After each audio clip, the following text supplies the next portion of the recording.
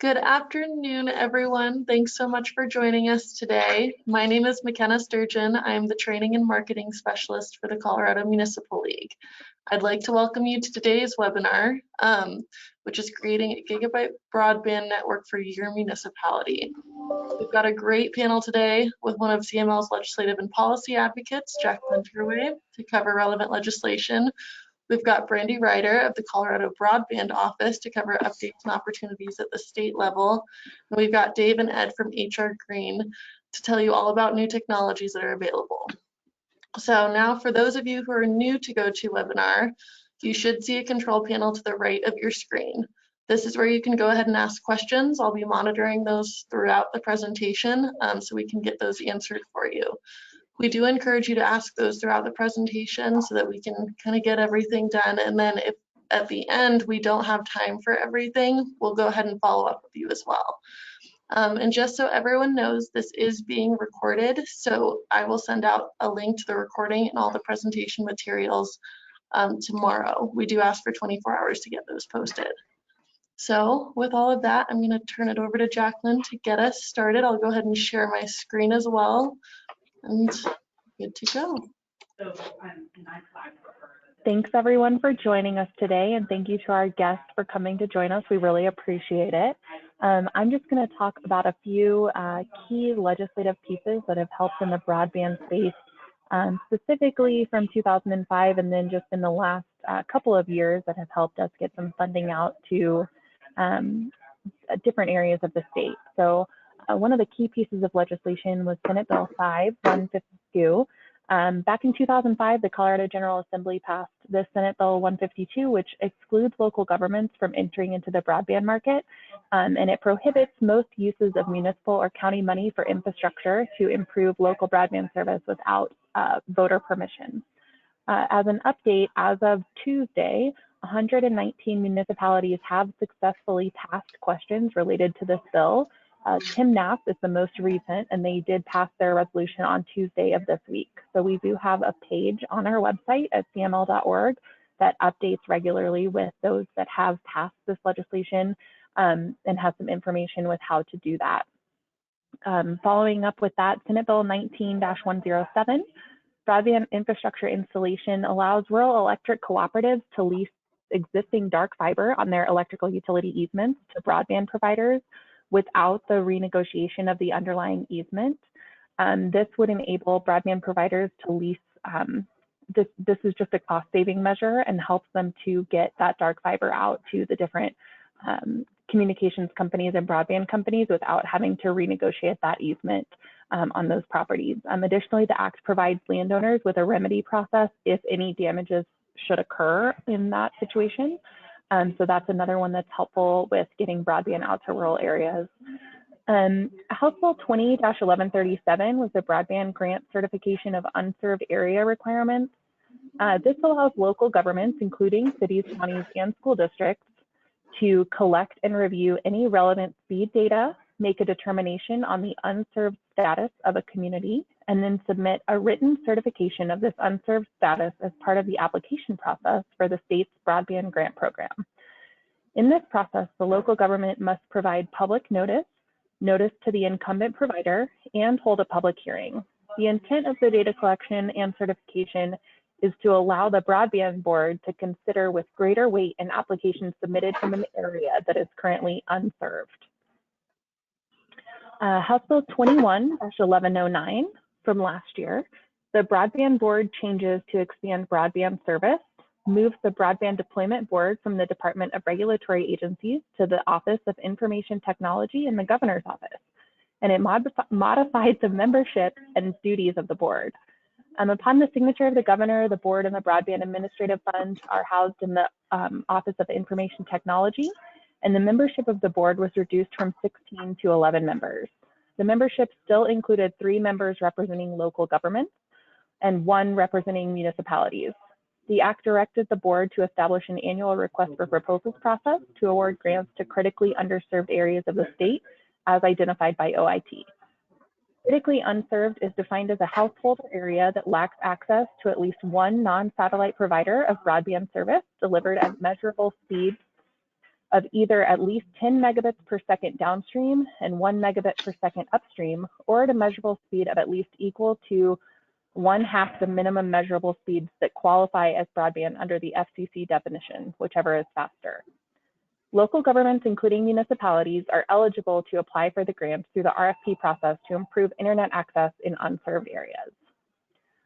Finally, I just want to touch on the legislation that's most relevant from this session, which is going through the process right now, House Bill 22-1306.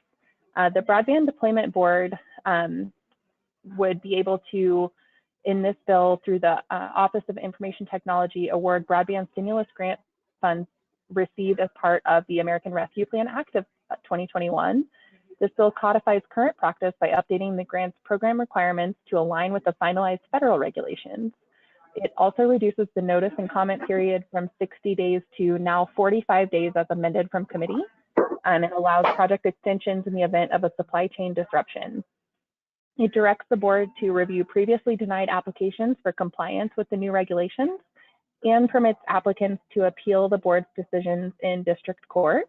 On this House Bill 22-1306, CML does have a support if amended position, and after the amendment to the 45 days for the comment period, we are in a supportive position because we do feel like it's very important that we get the money out the door to the areas that need it most to get broadband funded across the state, most necessary in rural and unserved and underserved areas. So we really appreciate the collaboration and communication with the Broadband Office and OIT in helping us get funding out to get more broadband across the state.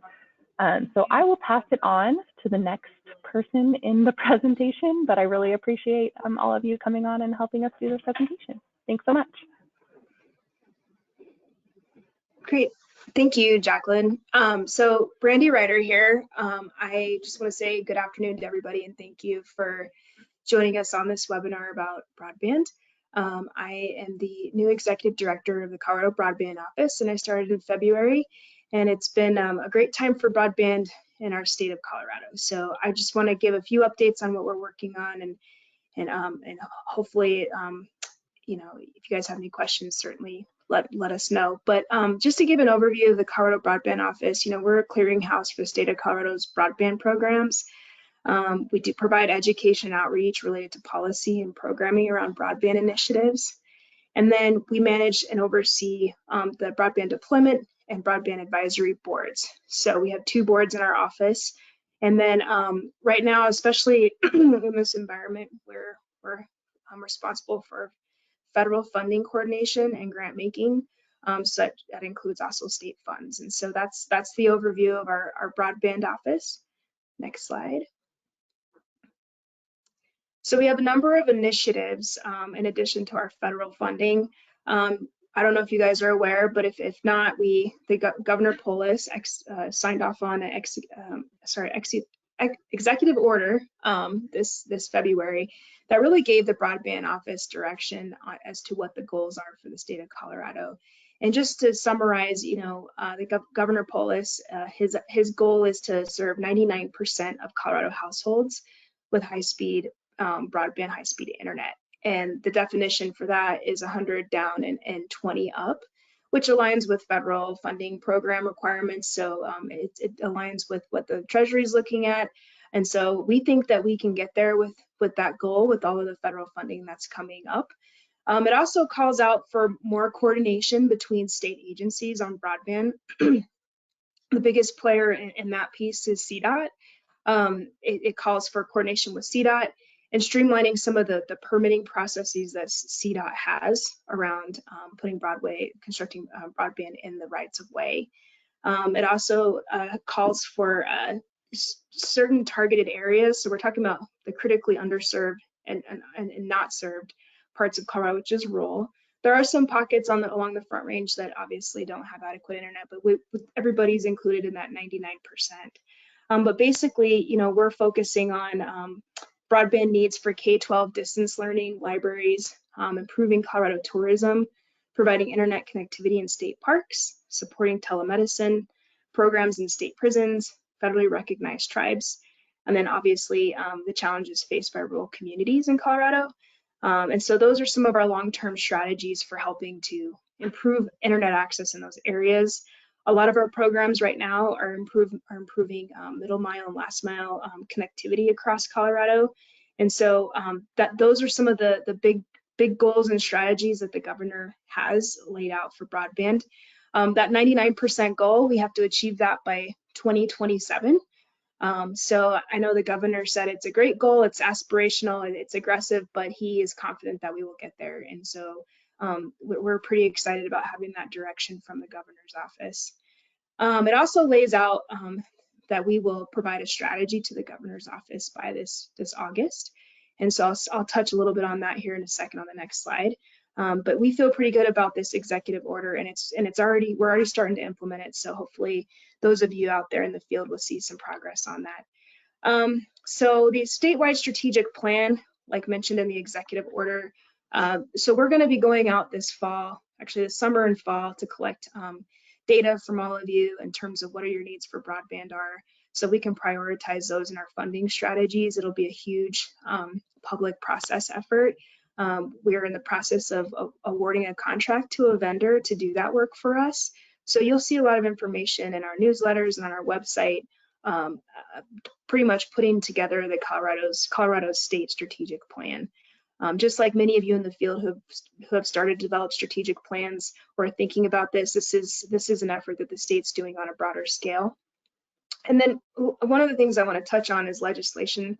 I know Jacqueline talked a little bit about Senate Bill 152. You know, in the executive order, the governor really asks and calls for the staff and the Colorado Broadband Office to identify areas where we can streamline processes from a legislative perspective to get broadband deployment out there, or get broadband deployed out there.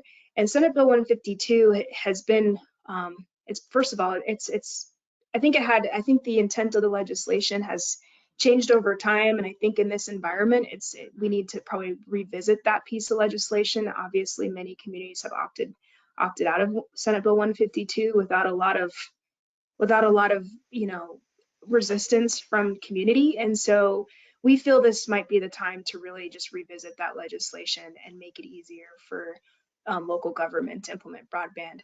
It's not something we're taking up this legislative session, but we will definitely be looking at it next legislative session to see how we can make it easier for folks to form those partnerships. And I think it's good for local government, but it's also good for industry as well. So that's one of our biggest legislative initiatives going forward this year into next legislative session, among obviously several bills that would probably streamline and clean up some of the legislative bills that have happened over time that just need to be looked at in this new environment. Next slide. So I want to talk a little bit about our funding opportunities. We're receiving a lot of money from Treasury.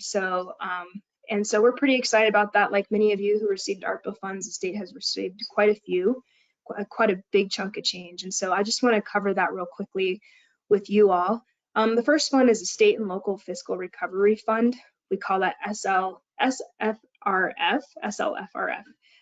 So that was $35 million that was allocated to this. It was passed through House Bill 1289 last year, and it allocated $35 million in middle to last mile broadband deployment. And so, and this money goes through our Broadband Deployment Board. As Jacqueline said, we did clean up the process in this legislative session. The bill hopefully will be moving along here pretty shortly, this week or next week.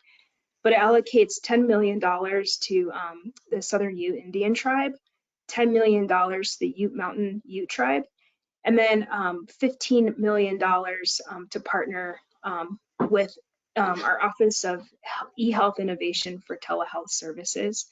And so we're pretty excited about that. So it's about 10 million, and then there's another 5 million that goes to Department of Local Affairs for middle mile funding. Then the next piece of our funding picture is the Capital Projects Fund. This is more of our immediate initiative, and I think some of you have signed up for CBO's working sessions to talk about strategy and your projects and the underserved and critically underserved. But we have allocated $162 million to the state of Colorado through the Treasury for middle mile projects to the Capital Projects Fund. So we are in the process of collecting those strategies this summer and through the fall, so that we can make an application or present our funding plan to Treasury in September. And so one of the things I just want to kind of put a plug in for is, if you haven't signed up for some of those working sessions, Sarah Smith at my office can connect you with your regional working group sessions. The next step for us on that is we're going to be hosting a webinar, hopefully in May, and rolling out an application process for those that are interested in submitting to the Colorado Broadband Office for those funds, the Treasury funds through the Capital Projects Fund. So we're going to be asking for folks in the field to send their thoughts and ideas about how we can fund their projects in the field. So look out for that. I haven't launched the application yet, but hopefully it'll be in May, and we'll do some outreach around that. And then the next project, or the next piece, next funding bucket, is the BEAD program, which is a Broadband Equity Access and Deployment Program. The state could receive anywhere from $300 million to up to $500 million in BEAD funding. And these BEAD funding is great because it's kind of a technology neutral program, so it's a little less restrictive compared to our other funding buckets. But basically, prioritizes the underserved, which is anything under 25 down and 3 up. And then the underserved, it also prioritizes 100 down and 20 up. And it also prioritizes community anchor institutions with services under 1 gig. And so we'll be shepherding that process. Hopefully we'll know a little bit more in this summer. I think there's some communication that the state will receive around when we can expect to implement that program. But anyway, so there's a lot of BEAD money out there, and so we're hopefully we'll build tons of broadband with it's a bigger funding bucket. So we encourage you to look at our website and find out the details of that. And then there's the ISA program, in the Infrastructure Investment and Jobs Act funding. So that's the middle mile grant. Actually, I'm kind of skipping around the middle mile grants. It could be up to $1 billion. So we don't really know what that is yet, but there's a NOFA, a notice of funding opportunity, that's supposed to be communicated to us sometime in May. So and then we have a bunch of, so we also have Digital Equity Act funding that federal government has allocated approximately $2.75 billion in Digital Equity Act funding. And so we have several programs going on right now. And if you have any questions, my staff are available to answer any of those. And so with that being said, those are kind of the big funding buckets that the Colorado Broadband Office has that we're working on. So we're pretty enthusiastic about being able to help communities in local Colorado. So yeah, if you guys have any questions, you can always reach out to my office, but I'll hand it over to Dave and Ed. Brandi, before we move on, goodness, my apologies. Before we move on, we do have a couple of questions for you, if that's okay. Yeah. So the first one asks if you have an estimate of the number of municipalities that are struggling with broadband right now. I would have to get back to you on that. We have our data. So we collect data through our broadband mapping program in my office. And our data that we collect is, it's not necessarily on a community by community basis. It's more of underserved and critically underserved areas. And it's self-reported. So we collect that information from our ISPs. It was voluntary, but legislation was passed last year to make it mandatory if you receive funding from the state of Colorado or the federal government. But most of our struggling areas are rural, and so it's kind of skewed. But I asked my staff this morning, 91. We have a number of 91.6%. Reporting on just actually meeting the 25 down and 3 up number. So we don't have good data for the 100 down and 20 up right now. So we're we're in the process of soliciting consulting services to help us. But I will tell you that when we're doing our outreach, many communities, more communities have issues with broadband than don't. And I don't think our data shows all of that because it is self-reported. So that's why we're going out to communities and really and finding out just on the ground how bad it is, so that we can help build our strategy around it. Awesome, thank you. And then someone else asked if Senate Bill 152 can be rescinded this session. It can't. We're really late in the process for, you know, introducing these big policy decisions, and so it's not something that we can really pick up this legislative session. So I do know that we are going to pick it up at some point next legislative session, but we will definitely need quite a bit of outreach, and we'll have to collect ideas from industry, local government, state stakeholders. So it's a big process. It's not something that we can really do in a month. It's going to take a while. So the goal is to get through this legislative session and kind of start that process pretty soon afterwards, so that we can be successfully in looking at either a revision or a repeal and replace. I don't know what it is at this point, but it's slated for next session. Awesome, thank you. And then someone else asked about subscribing to your communications. I'll go ahead and just drop that link in the follow-up materials. Do you have any other thoughts on that, or folks to reach out to?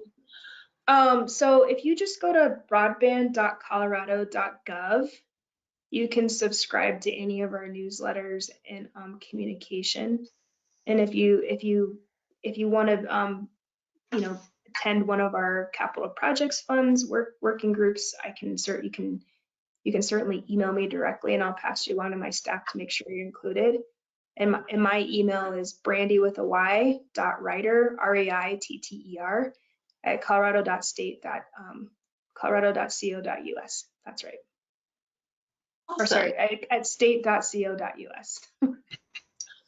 Perfect. Thank you so much. That was great. That looks like all the questions for this section right now, so we can go ahead and move on. Thank you again, Brandi. Green.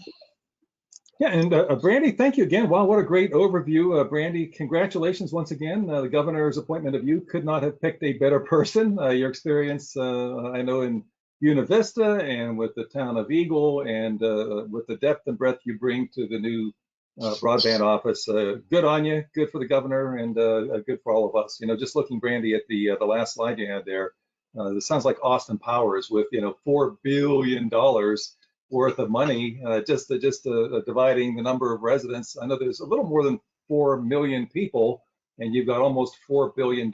So just the back of the napkin calculation, was that about $1,000 per Coloradan that you have in your program alone? So that's huge. Good on you, and looking forward to some good things coming out of your office and improving broadband around the state of Colorado. So again, thank you, Brandi, for joining us. Real quickly about HR Green and about Ed Barrett and myself. I'm Dave Zelenak.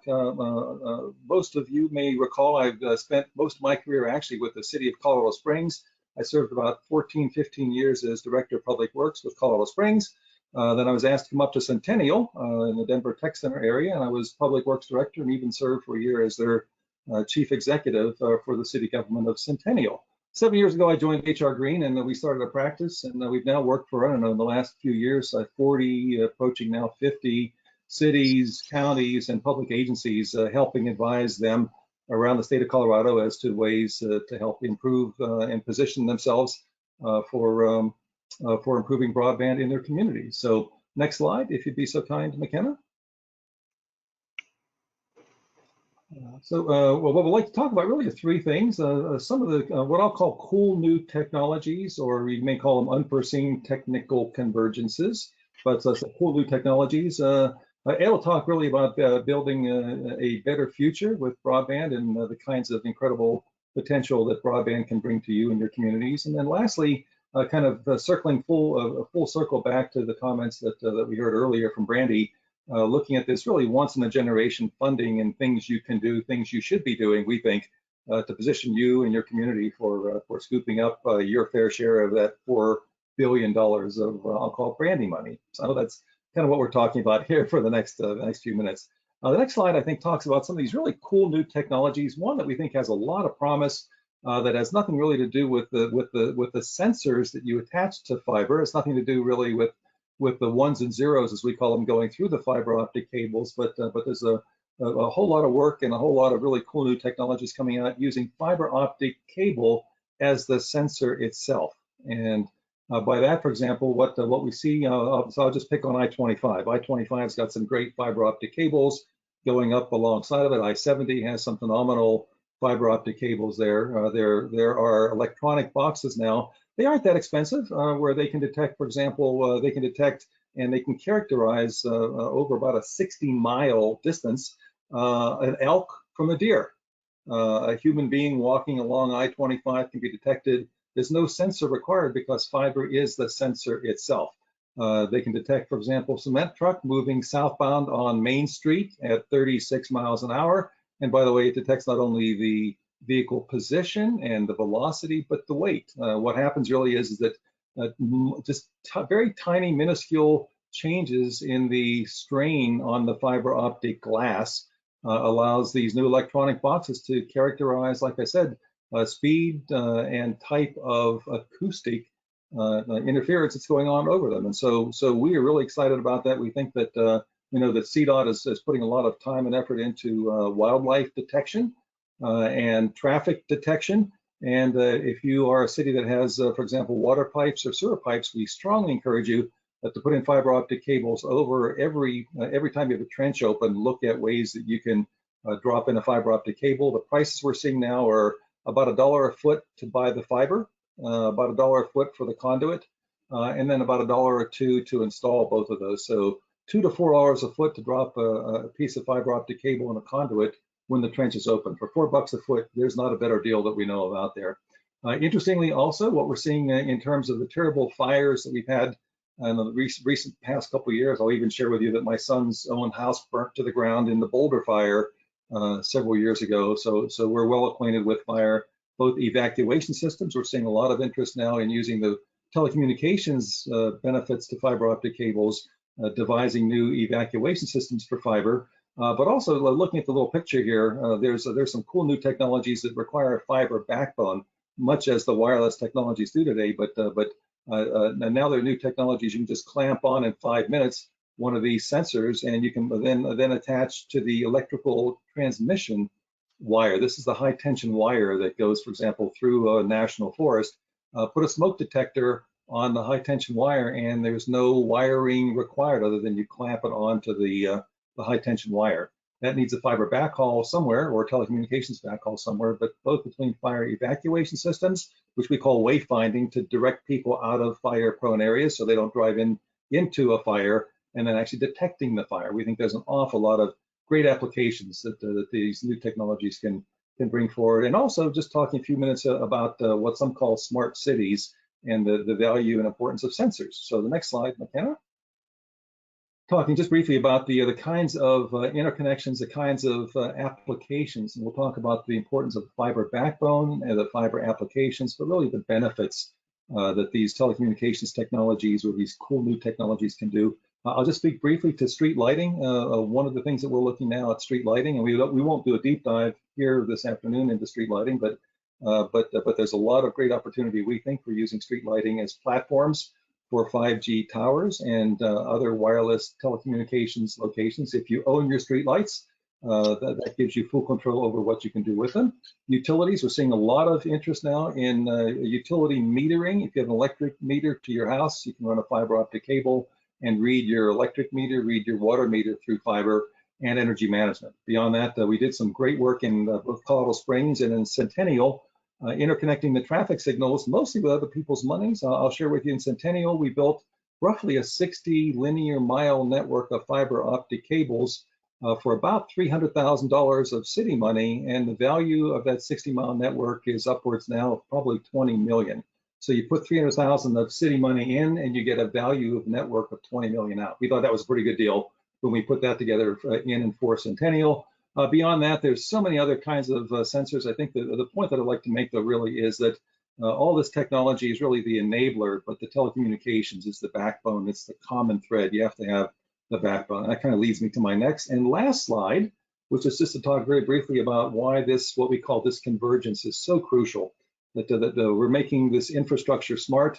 The point that I hope I made just a moment ago was that to do all these cool new technologies, things out there that you can manage your city better, we call it smart city applications, but all those require what's called a tech base or technology base. Really, you have to have a fiber optic backbone. You can certainly hook up grandma and she can watch HBO through fiber optic cable. As a city, though, we think there's so many amazing smart city applications that really come alive when you have a telecommunications backbone.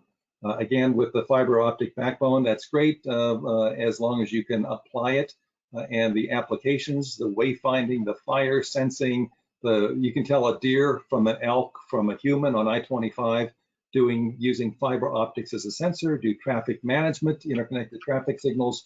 Those are all great applications, but we like to say that really the punchline, or maybe the foot stomper, and my last point here really is to talk about all these things are great, the applications are great, but they have to drive a public benefit.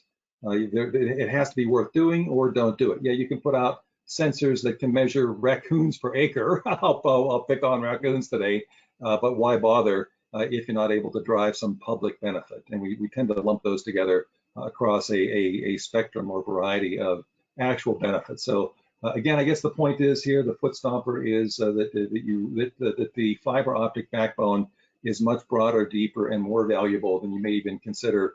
What we like to say is that when you blend these with other converging technologies, you can really raise cash cows, and that's kind of what we think is exciting with this whole new thing. So with that, I'd like to introduce Ed Barrett. Ed works with me here at HR Green, and Ed oversees, I guess, gosh, what, Ed, 60 plus people. We have 2 brick and mortar offices, one in the tech center.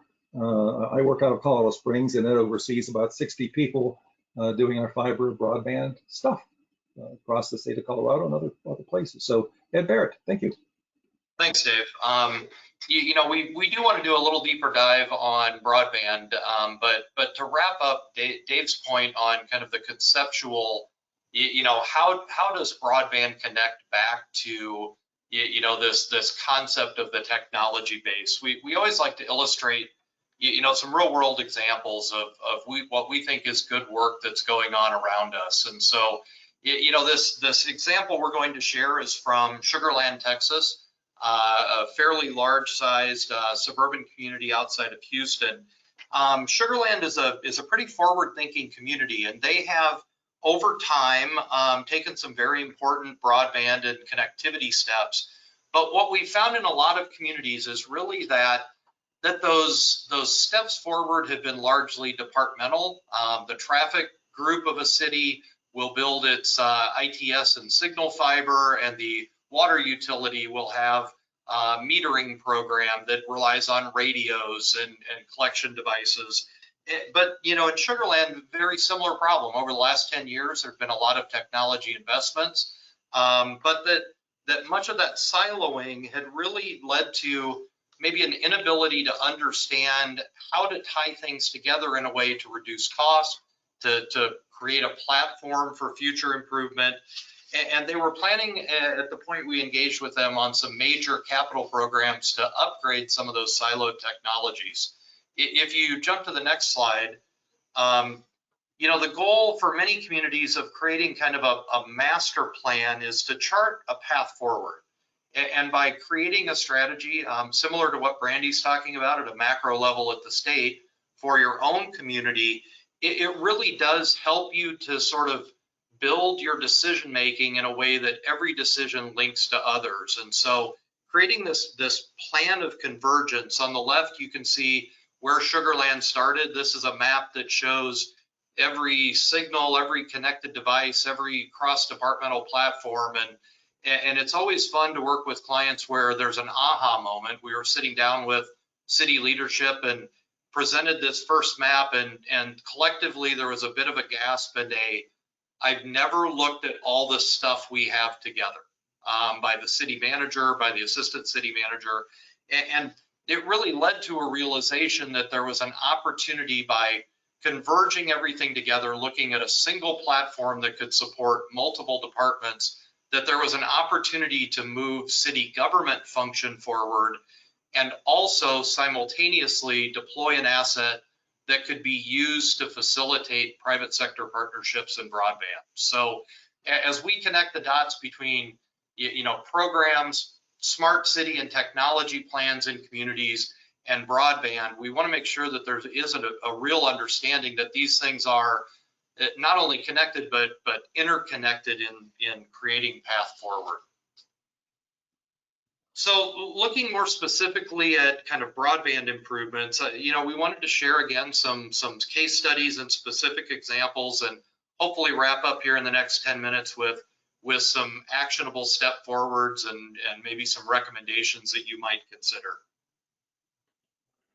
So Colorado is an interesting community. HR Green works with communities across about a 10 or 11 state footprint, but we have, as Dave mentioned, some fairly deep roots in Colorado, and it is a politically and ideologically diverse is maybe not a strong enough word for the perspectives and the political perspectives on the role of government in communities. So, we really advocate that the most important thing you can do as a community is to understand your vision. There are places in the state that do believe that, to the far right of this graphic, that the private sector should be solving the problem. I suspect many of you are here because your own personal experience is that leaving this to solely a private sector solution has created holes in your community fabric or holes in your county, your areas where broadband is not being solved at an acceptable level. There are some communities that choose to take on the complexity and the financial and the political risks of publicly owned and operated, municipally owned broadband networks. But there's a real range in the middle of this where we see government and the private sector partnering, and I think we'll talk about it in a minute. Brandi would probably agree. I think there is definitely a lean in the funding that is coming for partnerships and places where government is working with the private sector collectively. And so that's a huge opportunity as you think about a path forward. So I'll start by sharing. I think I've looked at the attendee list, and I think we've got a couple folks from Longmont on. I'll give them a very big shout out. This is certainly a success story. Longmont chose to move to one end of this spectrum and leverage its utility experience and expertise and the existing knowledge of its group. This came in the form of we're going to do this ourselves. We're going to build this municipally owned network, and it's paid dividends for the city of Longmont. It's gotten some public nods as one of the fastest cities in America. There have been significant economic development upticks, and there's certainly a story to read here that says those that are willing to take on that risk and that complexity of municipal broadband have seen some meaningful rewards. But that's not the only path forward. We're working today with Douglas County that is really considering, they've taken a bit of a different path. They've got a suburban core in that county that is relatively well served by the private sector, but there are large pockets, if you wouldn't mind advancing one click, significant pockets of the county where there are underserved and unserved areas where broadband, real future-proof broadband really has not made its way to its businesses and residents. Commissioners are really today debating the vision for the role of the county, but they've understood and begun to put a plan together that says, we believe in a programmatic support vehicle. We believe that our vision is probably partnership driven, It's not all private sector. It's not all, we're going to own and operate, but that there's a middle ground that fits the ideological viewpoint of the commissioners, but a recognition that, there's a long game here that needs to be played, and that the planning work and the definition of that project and the path forward really is a 3 to 5 year program. There's work to do in that county for SB 152. They have not opted out. You can see in 22 sort of, looking at the vision and the feasibility, developing and finalizing a program that rolls into 23 with some funding opportunities through state and federal programs, and in the future sort of facilitating the expansion of broadband in the county. Maybe one step to the right of that is El Paso County. We are working with El Paso County in year 4 of their 2018 broadband plan, and that county has invested. Their commissioners really viewed the broadband program as something that the county's role should be to take a back seat, but to be facilitative whenever they can. But because they've had a policy in place, they've been able to take advantage of some opportunities in the marketplace and connect some things that I think might not have been possible. The first was a CDOT project to run CDOT transportation fiber up Ute Pass to Woodland Park.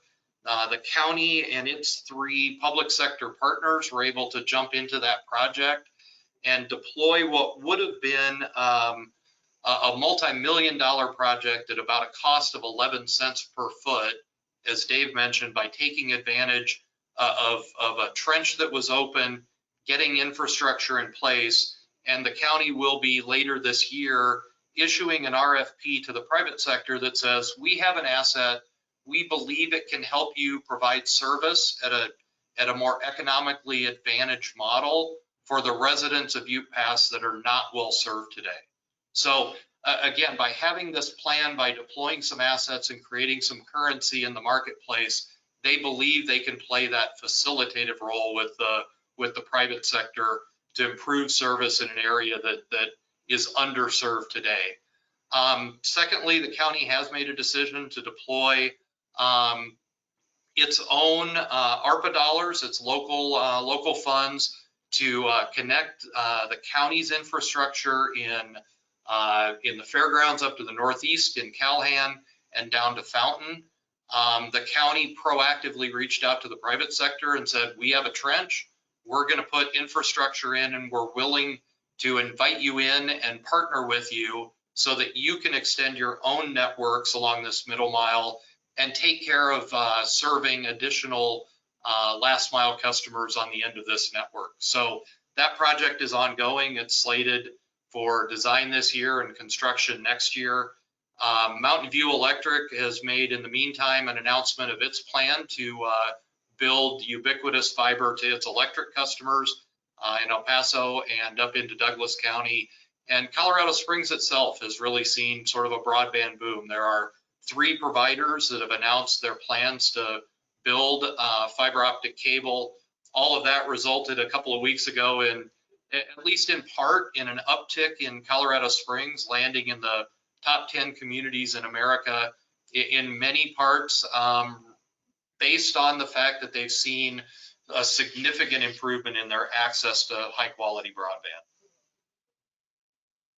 So finally, we want to talk about if there's a wave of money coming. And Brandi, I want to pause for just 1 minute and say, I think the outreach work that the CBO is doing has been very welcome by the communities we've worked with. I want to thank you for that. I think that ability to create that coalition through more outreach and learning has just been a very positive for the partners that we've been working with. So thank you for that. I think it's also provided this wave of funding creates some opportunities. If you could skip to the next page. I won't go through all of the things that Brandi already covered, the good stuff that's coming monetarily, but at a federal level, there are massive amounts of money coming. There's also ways to create and connect if you have electric infrastructure that needs to be upgraded. There's smart dollars. there are other pots of money that are not specifically broadband that if you have a little creativity, you can begin to use as funding mechanisms as well. I think some of the keys that we look at in terms of this new model, and Brandi, if I'm off target on any of this, please bring me back in. But on the next slide, I think there's some critical things that have really happened with some of the federal funding streams, and I think the first is that grant eligibility historically has always been based off 25.3, which says if you have a provider reported 25.3 or a good DSL connection, that's good enough. And I think the federal government really recognized 25.3 is not really sufficient to support broadband in kind of the new post-pandemic world where you have work from home, school from home, remote learning, distance education, telemedicine. So that has really opened up a lot of areas that really were lagging to receive funding. So as you're thinking about that in your communities, that's an important change. The strengthened state control of funding, at a federal level, the FCC generally ran its programs. You sort of came to the federal government, and I think the decision of the legislature to push that decision making out to provide some more local state control over those programs really is going to create an additional opportunity for states to customize their programs. There's federal constraints on the funding, but I think that's a very positive step forward for broadband in the US. And again, I think this preference that's been expressed for public, utility and co-op and public-private partnerships really for the first time starts to set the stage, and we'll see we'll be looking with interest for the final rulemaking for both federal and state programs. But I think a real key will be for communities to begin now to develop those partnerships and almost create what for those of you who've been in government long enough, what are shovel-ready projects. And I think with the volume of dollars, being able to create and have ready a project that says, we know what we're going to impact, we've done some planning, we've got some ideas, more than just twinkles in our eyes, that we've got a plan and a program in place is really going to help the communities that are first to the table. So I'll wrap up with just some keys to success. We've touched on a number of these things. Developing or updating your master plan for your own community, creating those shovel-ready projects by developing, if it's the right model for you, those public P3, public-private sector partnerships. Again, I think Brandi and her office have been wonderful when presented with opportunities and even preliminary thoughts. We're contemplating this. We're thinking about this direction. How would you look at that? Do you think we're headed in the right direction, the wrong direction? I think Brandi and her staff, Sarah, are great resources. We really encourage you to build those relationships early, to start preparing your projects, and fundamentally to get those things ready now so that when funding is released, when NOFAs begin to roll out, that your community is well positioned. And with that, we'll wrap up and open it up for any questions. Awesome, thank you so much. We did have one come in that asks, what actions do we need to take as a municipality that are the first steps to addressing our areas with spotty broadband service?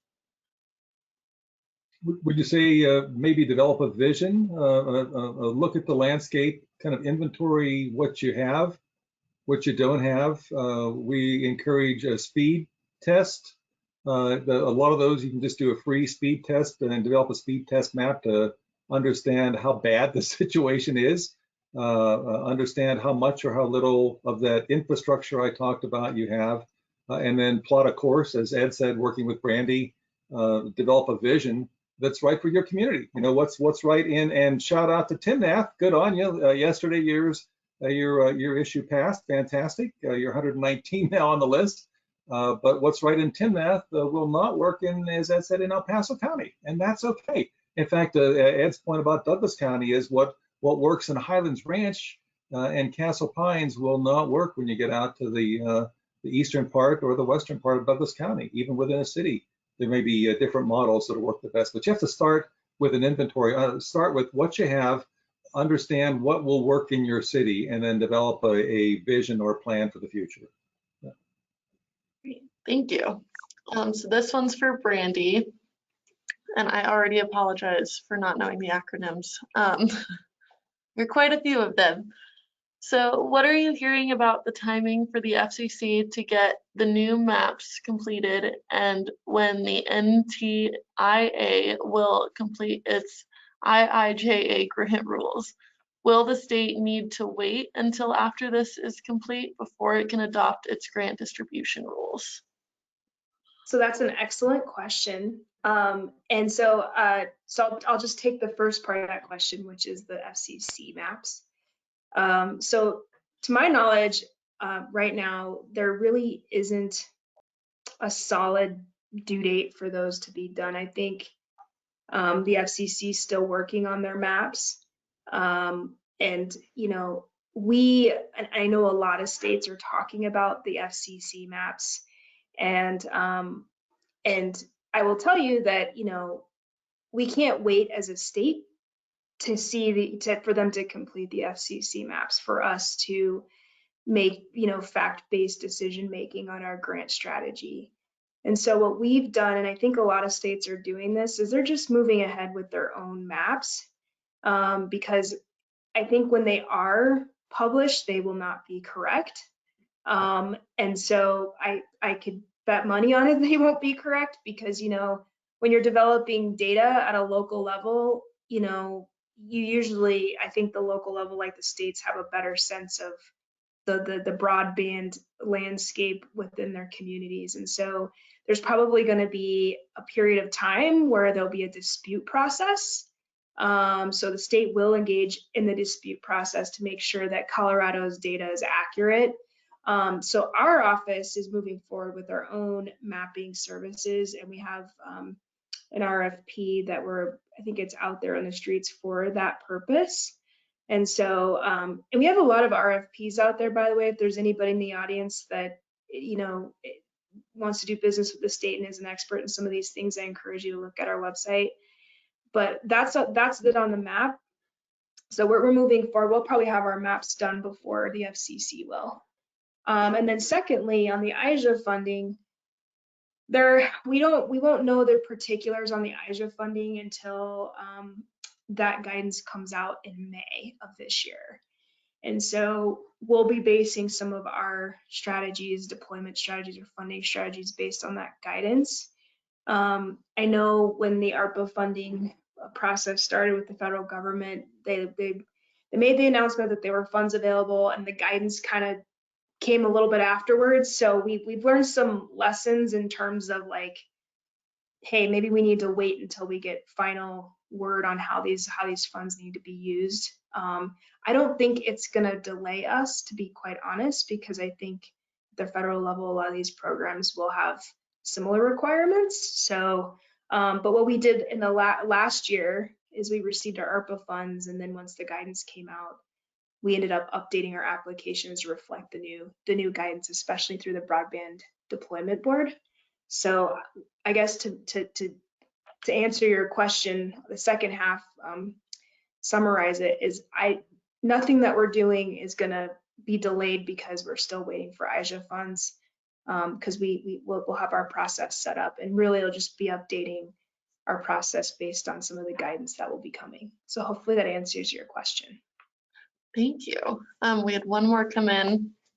It asks, our DSL is 1 megabyte maximum, but Comcast has 1 gigabyte service in most areas of our community. Would we qualify as underserved? I'll take a swing at it. All right. The maps are really based on a model that says if there is a service provider that exceeds the threshold, you are considered served.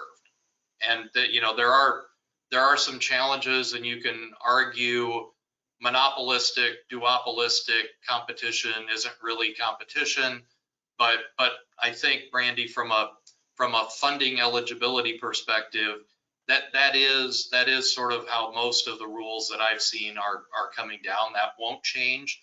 I will say that there are communities where maybe there is service, but there are affordability or adoption challenges in the community, and that there are some dollars that are coming online to help with those types of programs. And that's good for broadband. That's good for broadband in some of the more urban or socioeconomically disadvantaged communities or portions of communities. And I think those will be helpful, assuming that they get some traction. And, I think there's we talk a lot about access through better infrastructure, but affordability and adoption programs, I think, are also a part of the puzzle. So the little a yes/no answer and a little array of, I think there are some other alternatives that communities can really look at to help with the other side of that equation.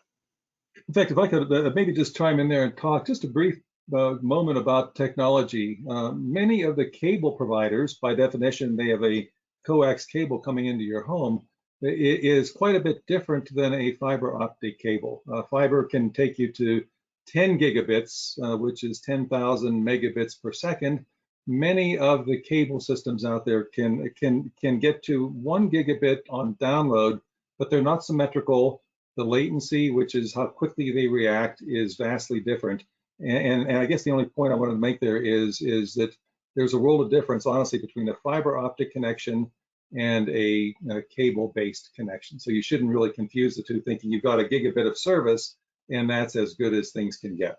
So the technology is advancing very rapidly. I think at some point you'll see, in fact, that's why, like Ed said, in Colorado Springs, you've got now not one fiber optic provider, you've got two, and just in the last 2 weeks, a third one announced. There are 3 overlapping fiber optic providers. None of them are using the existing cable system for the technical reasons behind there. Awesome. Thank you. It looks like those are all of our questions right now. I can go ahead and follow up though, if other ones come in. So with that, I think I'm going to, well, first unshare my screen and I will share my face again. Thank you so much, everyone, for attending today. We really appreciate your time, and thank you to our wonderful panelists. I certainly learned a lot, and I'm sure everyone else did as well. So just as a reminder, this has been recorded, and we will go ahead and send around that presentation as well as the recording tomorrow. When I send that follow-up email, I'll also attach Dave's email to it so that you can get in touch with him with any questions. Do you guys have any last thoughts before we log off for today? Awesome. Well, thank you very much again. We really appreciate all of your time. Have a great afternoon.